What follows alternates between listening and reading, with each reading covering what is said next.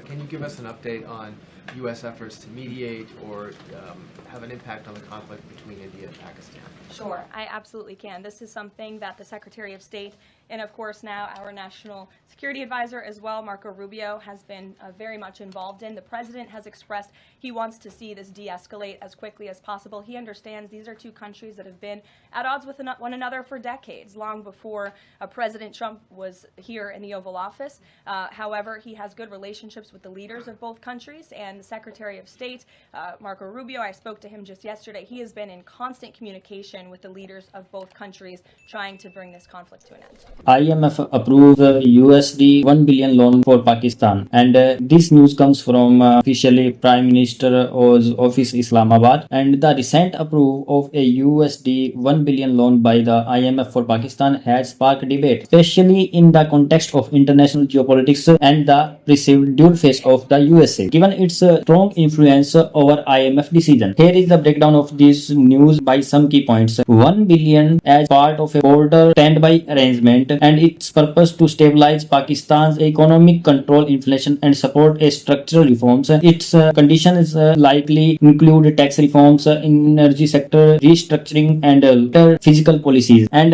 here is question come out of dual face of the USA argument.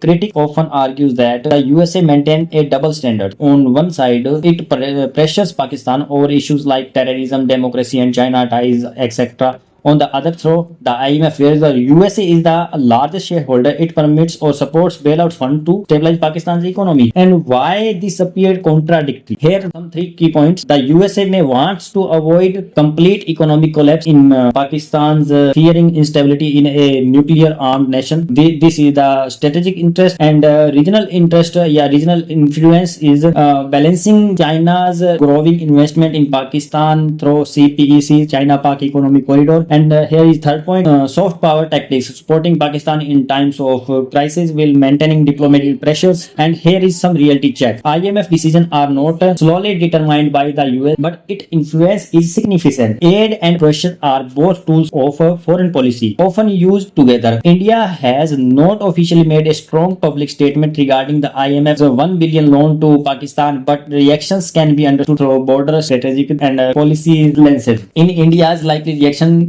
key points in India's likely reaction, number one, cautious observation. India is likely watching closely but not directly opposing the IMF decision. India understands the geopolitical importance of economic stability in Pakistan, but it is wary of how the funds will be used. Number two, terror financing concern. New Delhi has a constantly raised concerns at international forums like FATF about Pakistan allegedly diverting aid or funds towards extremist elements. India may indirectly highlight this risk in diplomatic channels. Number third, strategic skepticism. India sees such bailout, especially those influenced by the US or IMF, as short-term fixes for Pakistan, which doesn't address roots problems like military dominance, lack of economic reform, and support for anti-India proxies. Number four, regional narrative management. India may use this opportunity to project itself as a stable, responsible economic power in contrast to Pakistan recurring financial crisis.